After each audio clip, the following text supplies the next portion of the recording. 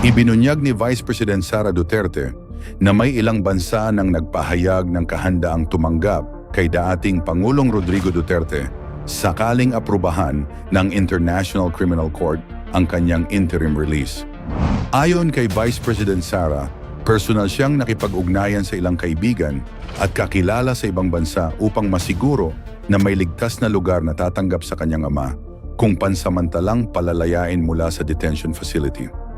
Hangad pa rin ang pamilya Duterte na makabalik o makalaya si FPRRD mula sa pagkakakulong ng ICC, lalo na't isinaalang-alang ang kanyang katandaan at iba't ibang karamdaman na patuloy niyang dinaranas. Dahil sa dasal po ng taong bayan kay Tatay Digong, eto may good news po tayo galing mismo kay VP Sara Duterte. Ito pala yung naging dahilan kaya natagalan sila dyan sa interim release. Ito, panoorin natin ang video. Kung maalala ninyo, noong siya ay pinasok sa detention unit, medyo natagalan ang pag-file namin ng interim release.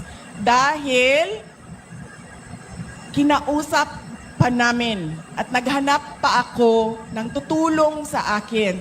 Dahil wala akong mapagkatiwalaan doon sa Pilipinas, ginamit ko ang aking mga nakilala sa labas ng Pilipinas dahil sa aking trabaho, nakiusap ako sa kanila na tulungan ninyo kami. So medyo matagal yon dahil hindi madali makipag-negosasyon sa isang bansa.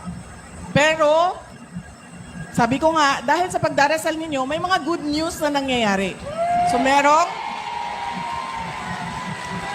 merong isang bansa na nagsabi, sige, okay lang. Dito ninyo siya dalhin.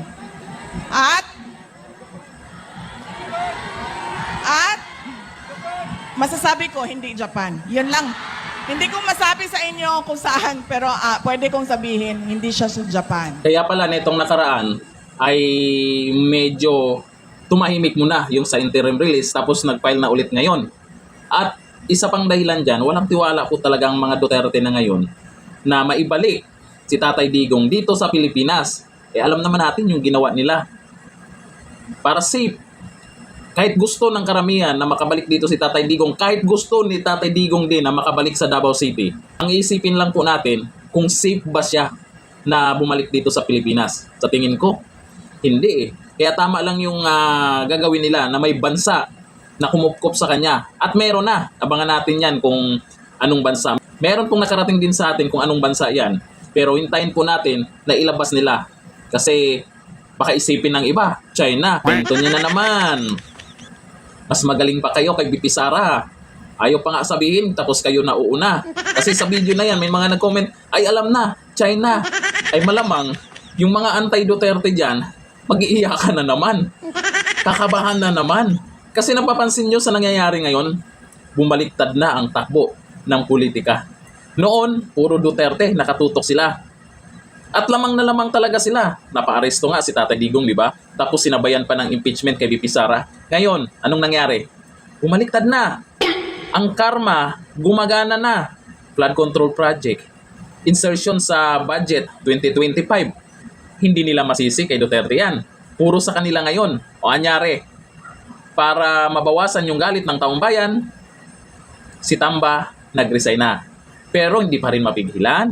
Marami pa rin galit dyan. Sa nangyayaring korupsyon ngayon, pag pumasok ang 2027 at yan pa rin yung naging issue, sigurado ako, may mga maglilipatan na dyan ng mga politiko. Tatawid na sa mga Duterte team yan. Kasi alam nila sa 2028, alanganin na sila. Pansin nyo sa kamara. Noon tahimik sila. Ngayon dumadami nang nagsasalita at matapang na binabanatan yung mga kawatan. May mga congressman na nagugulat na lang tayo na nagsasalita na. At parami ng parami ang mga yan. Tapos ito, mabalitaan natin, may good news galing kay VP Sara. Alam mo, marami nang kinakabahan dyan. Pagdating sa dulo, walang iyakan. Hanggang dito na lang, thank you. Bye-bye.